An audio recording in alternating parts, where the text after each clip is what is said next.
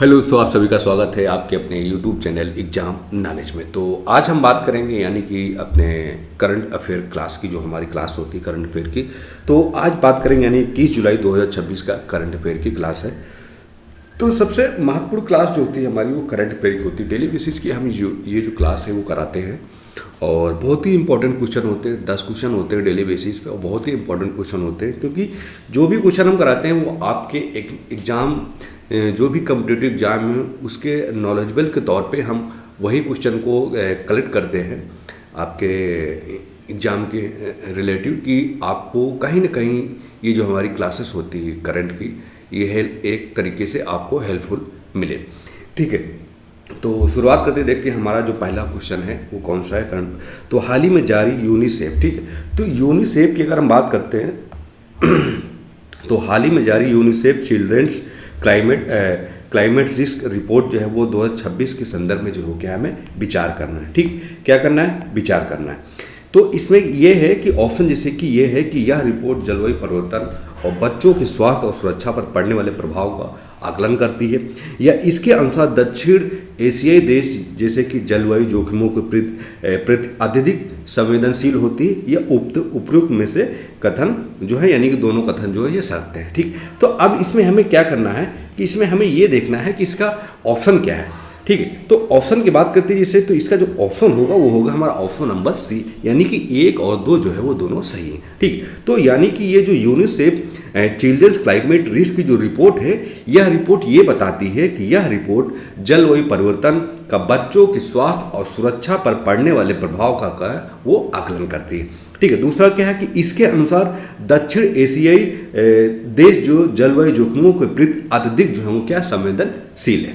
ठीक है, तो 21 जुलाई 2026 को चर्चा में आई यूनिसेफ इस रिपोर्ट में बताया गया है कि जलवायु परिवर्तन के कारण बाढ़, सूखा और अत्यधिक गर्मी से एक वैश्विक स्तर पर जो है वो क्या है, एक वैश्विक स्तर पर करोड़ों बच्चों जो हैं क्या है प्रभावित हो रहे हैं। तो दक्षिण एशियाई और अफ्रीका के विकासशील देशों में यह जोखिम जो है सबसे अधिक जो है क्या देखा गया। ठीक, तो सबसे अधिक जोखिम जो है ये कहाँ देखा गया? तो ये देखा गया दक्षिण एशिया और अफ्रीका के जो विकासशील देशों में, वहाँ पर यह जो जोखिम है जो सबसे ज़्यादा जो है क्या वो देखा गया है। ठीक है, अब हम बढ़ते हैं अगले क्वेश्चन। अगला जो क्वेश्चन हमारा है कि भारत ब्रिटेन व्यापारिक संबंधों, ठीक है, तो संदर्भ में चर्चा में रहे हैं सेटा। तो सेटा जो है पूर्ण रूप से क्या है? तो इसमें यह पूछा गया जो सेटा है वो सेटा पूर्ण रूप से है क्या? अब जैसे कि इसमें है कि comprehensive economic and trade agreement, दूसरा है कि culture economic and tourism association, और तीसरा है कि commercial expansion and tariff agreement, चौथा है कि critical energy and technology alliance. ठीक, तो इसमें हमें क्या देखना है कि इसका ये देखना है हमें कि इसका जो सही आंसर होगा वो क्या होगा। ठीक है, सही आंसर जो होगा वो क्या होगा, तो हम देखते हैं इसके सही ऑप्शन के। तो इसका जो सही आंसर होगा वो होगा हमारा ऑप्शन नंबर ए, यानी कि comprehensive economic and trade agreement जो है वो भारत और ब्रिटेन व्यापारिक संदर्भों में जो है एक चर्चा का विषय बना हुआ था। तो भारत और ब्रिटेन के बीच एक मुक्त व्यापार और आर्थिक साझेदारी को गति देने के लिए व्यापक आर्थिक और व्यापारिक समझौता यानी कि सेटा से जुड़ी वार्ताओं और नीतियों पर जो है वो क्या है वो जोर जो है वो क्या है दिया गया है। ठीक है, हमें उम्मीद है कि अभी तक आपको 2 क्वेश्चन जो है कराए हैं वो बहुत आसानी से आपको समझ में आ रहे होंगे। अब हम बढ़ते हैं अगले तीसरे क्वेश्चन की ओर। ठीक है, तो तीसरा क्वेश्चन जो हमारा ये है वो ये करा कि हाल ही में सुर्खियों में रहा देवरीगढ़ वन्यजीव अभ्यारण्य। ठीक, तो हाल ही में अगर हम देखते हैं तो चर्चा का जो विषय रहा है वो है देवरीगढ़ वाइल्ड लाइफ सेंचुरी जो है वो किस राज्य में स्थित है। अब इसमें ये पूछा जा रहा है कि जो हमारा देवरीगढ़ वन्यजीव अभ्यारण्य जो है वो किस राज्य में स्थित है। ठीक, जैसे कि मध्य प्रदेश, उड़ीसा, राजस्थान या छत्तीसगढ़। ठीक, तो अब इसमें हमें ये देखना है कि इसका जो सही आंसर होगा वो क्या होगा। तो इसका जो सही आंसर होगा वो होगा हमारा ऑप्शन नंबर बी, यानी कि उड़ीसा। तो देवरीगढ़ वन्यजीव अभ्यारण्य जो है वो उड़ीसा राज्य में स्थित है। तो उड़ीसा के देवरीगढ़ वन्यजीव अभ्यारण्य को इको टूरिज्म और बाघों और वन्यजीव के सफल संरक्षण के चलते यह जो है चर्चा में क्या है बना हुआ था। ठीक है, किसमें बना हुआ था? चर्चा में बना हुआ था। किसके लिए? इको टूरिज्म और वन्यजीव बाघों के सफल संरक्षण की वजह से जो है ये क्या एक चर्चा का विषय जो है वो क्या बना हुआ था। ठीक है, अब हम बढ़ते हैं अगले क्वेश्चन। अगला जो हमारा क्वेश्चन है कि इंडो पैसिफिक रीजन, यानी कि इंडो पैसिफिक रीजन जो है वो भारत की कूटनीतिक पहुंच और समुद्री सुरक्षा को मजबूत करने के लिए कौन सा दृष्टिकोण जो है वो अपनाया जा रहा है। ठीक, यानी कि इसमें यह दे रखा है कि जो हमारा इंडो पैसिफिक रीजन है वो भारत की कूटनीतिक पहुंच और समुद्री सुरक्षा को मजबूत करने के लिए कौन सा दृष्टिकोण जो है वो अपनाया जा रहा है। ठीक है, जैसे कि इसमें देखते हैं कि शांति विजन या सागर इनिशिएटिव या ओशियन फर्स्ट पॉलिसी या इंडो पैसिफिक इकोनॉमिक फ्रेमवर्क। अब इसमें क्या है, 4 ऑप्शन है, तो हमें ये देखना है इसके सही आंसर की बात करना है। तो ये जो हमारा सही आंसर होगा वो होगा हमारा ऑप्शन नंबर ए, यानी कि शांति विजन। ठीक, तो भारत हिंद प्रशांत क्षेत्र में शांति, स्थिरता और नेविगेशन की स्वतंत्रता जो है वो सुनिश्चित करने के लिए शांति विजन और सुरक्षा संवादों को बढ़ावा जो है वो सुरक्षा संबंधों का वो बढ़ावा जो है वो दिया जा रहा है। ठीक है, तो ये हो गया हमारा क्वेश्चन नंबर 4। तो 4 का जो होगा हमारा वो होगा ऑप्शन नंबर ए। तो जो भारत की कूटनीतिक पहुंच और समुद्री सुरक्षा को मजबूत करने के लिए शांति विजन जो है उसको अपनाया जा रहा है। ठीक, अब हम बढ़ते हैं हमारा अगला जो क्वेश्चन है कि निम्नलिखित में से किस स्थान पर स्थित, यानी कि किस स्थान पर स्थित परमाणु ऊर्जा संयंत्र हाल ही में डेटा लीक यानी कि साइबर सुरक्षा चिंताओं के कारण खबरों में रहा है।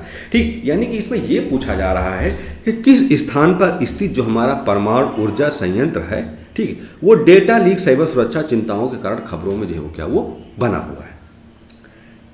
ठीक, अब जैसे कि इसमें देखें नरोरा, तारापुर, कुंडनकुलम या काकरा पार। ठीक, तो अब इसमें हम देखते हैं कि इसका जो सही आंसर जो होगा वो क्या होगा।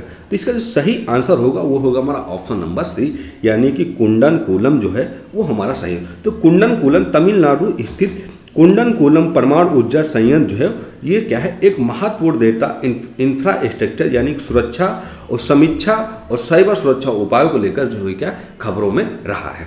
ठीक है, तो ये चीज़ आपको क्वेश्चन नंबर 5 समझ में आया है कि परमाणु ऊर्जा संयंत्र जो हमारा है वो कुंडनकुलम में जो है क्या स्थित है और ये क्या है सुरक्षा चिंताओं का जो खबरों में रहा है। तो कुंडनकुलम परमाणु ऊर्जा संयंत्र जो है ये अपने महत्वपूर्ण यानी कि डेटा इंफ्रास्ट्रक्चर की सुरक्षा और समीक्षा और साइबर सुरक्षा के उपायों को लेकर जो है ये क्या है एक कुंडनकुलम न्यूक्लियर पावर प्लांट जो है इसी वजह से चर्चा का विषय बना हुआ था।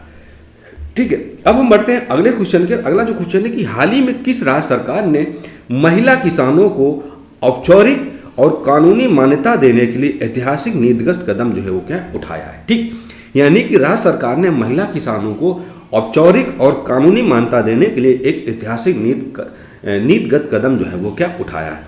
अब इसमें देखते हैं जैसे उत्तर प्रदेश, महाराष्ट्र, पंजाब या बिहार। तो हम बात करते हैं इसके ऑप्शन की यानी कि सही आंसर की। तो इसका जो सही आंसर होगा वो होगा हमारा ऑप्शन नंबर बी, यानी कि महाराष्ट्र।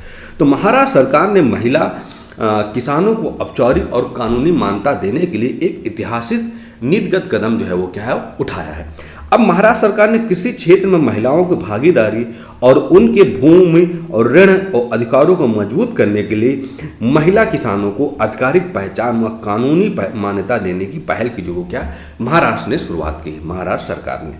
ठीक है, अब हम बढ़ते हैं अगला जो क्वेश्चन हमारा है कि हाल ही में चर्चा रहा है कृत्रिम बुद्धिमत्ता यानी कि एआई आर्टिफिशियल इंटेलिजेंस तकनीक जो है यानी कि कंसेंसस प्रोमोटिंग का प्राथमिक उद्देश्य जो है वो क्या है। ठीक है, तो क्वेश्चन नंबर हमारा क्या है 7 है। अब इसमें है कि एआई मॉडल की प्रोसेसिंग स्पीड बढ़ाना है या एआई सिस्टम में नैतिक निर्णय लेने की जो क्षमता है उसको क्या है हमें निष्पक्षता बढ़ाना है या रोबोटिक्स में ऊर्जा खपत को क्या है वो कम करना है या स्वचालित भाषा अनुवाद में क्या है इसको सुधार करना है। तो क्वेश्चन नंबर हमारा क्या है 7 है। 7 की अगर हम बात करते हैं इसके ऑप्शन के, तो ये जो हमारा ऑप्शन होगा वो होगा हमारा ऑप्शन नंबर बी। तो एआई सिस्टम में नैतिक निर्णय लेने की क्षमता और निष्पक्षता को क्या है वो क्या है बढ़ाना है। ठीक है, तो कंसेंसस प्रोमोटिंग एक नैतिक अवधारणा है जिसका उद्देश्य है कि जनरेटिव यानी कि एआई मॉडल निर्देश यानी कि प्रोम्प्ट देना है जिससे वे हानिकारक और भेदभावपूर्ण जो है एक अनैतिक सामग्री उत्पन्न करने से जो है वो क्या है बचा जा सके। ठीक है, यहाँ तक आपको क्वेश्चन नंबर 7 तक हमें आशा है कि आप लोगों को बहुत अच्छे से समझ में आया होगा। ठीक है, तो अब हम बढ़ते हैं अगले क्वेश्चन को, क्योंकि हमारा जो अगला क्वेश्चन है यानी क्वेश्चन नंबर हमारा है 8। अब 8वां क्वेश्चन हमारा ये है कि राष्ट्रीय बायोगैस ऊर्जा सुरक्षा के संदर्भ में बायोगैस का मुख्य घटक जो है वो कौन सा है। ठीक, यानी बायोगैस का जो मुख्य घटक है वो कौन सा। अब इसमें देखें प्रोपेन, मीथेन, एथेन या कार्बन मोनोऑक्साइड। अब इसमें हम देखें पता चलता है कि हमारे लिए कौन सा जो है वो सही से है। ठीक है, तो हम बात करें क्वेश्चन नंबर हमारे 8 की। ठीक है, तो इसका जो ऑप्शन होगा वो होगा हमारा ऑप्शन नंबर बी, यानी कि राष्ट्रीय बायोगैस और ऊर्जा सुरक्षा के संदर्भ में अगर हम बात करें तो जो हमारा बायोगैस है, तो बायोगैस का जो मुख्य घटक है वो हमारा है मीथेन।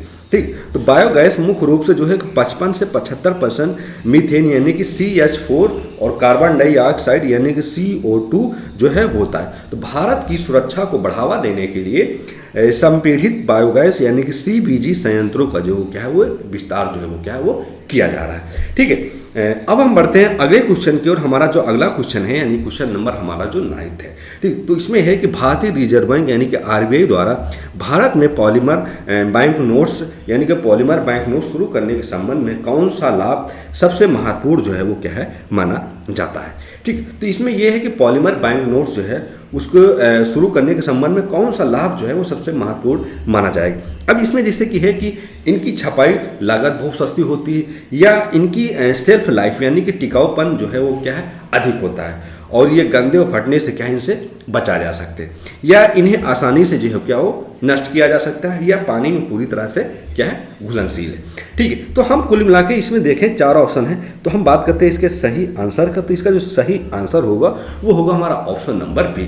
तो इनकी सेल्फ लाइफ यानी कि ये जो क्या है एक टिकाऊपन होते हैं और टिकाऊपन जो है वो क्या है एक अधिक होता है और ये गंदे और फटने से जो क्या है इन्हें क्या है बचते हैं। तो कुल मिलाकर देखें तो पॉलीमर बैंक नोट जो है इसका शुरुआती संबंध जो है वो क्या है इनकी सेल्फ लाइफ यानी कि टिकाऊपन जो होता है इनका ज़्यादा होता है।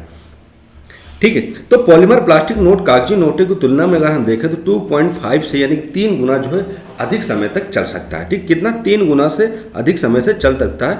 बात करेंगे हम जलरोधी होते हैं यानी कि ये जल में घुलन नहीं होती यानी कि जल में खराब नहीं जलरोधी और इनकी जालसाजी करना बहुत कठिन हो सकता है। ठीक, यानी कि इनको एक तरीके जो है स्कैम यानी कि फेक करेंसी यानी कि जालसाजी करना जो है क्या है इसके लिए बहुत कठिन हो सकता है। तो इसलिए जो है कि RBI ने क्या किया है कि एक पॉलीमर बैंक नोट्स की जो है शुरुआत करने का जो है निर्णय लिया है। ठीक, अब हम बढ़ते हैं हमारा अगला क्वेश्चन। अगला क्वेश्चन हमारा जो है ये लास्ट क्वेश्चन है 21 जुलाई 2026 का।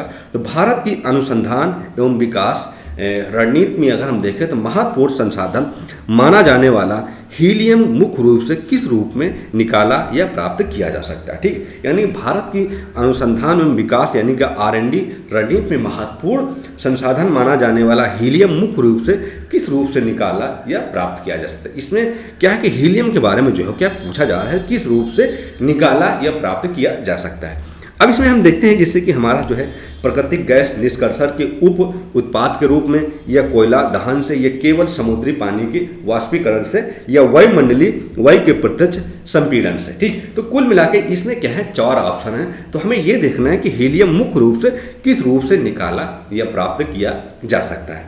ठीक है, तो हम बात करते हैं इसके ऑप्शन के। तो ये कुल मिला के हमारा ऑप्शन जो होगा वो होगा हमारा ऑप्शन नंबर ए, यानी कि प्राकृतिक गैस निष्कर्षण के उप उत्पाद के रूप में क्या है हीलियम को जो है वो निकाला या प्राप्त किया जा सकता है।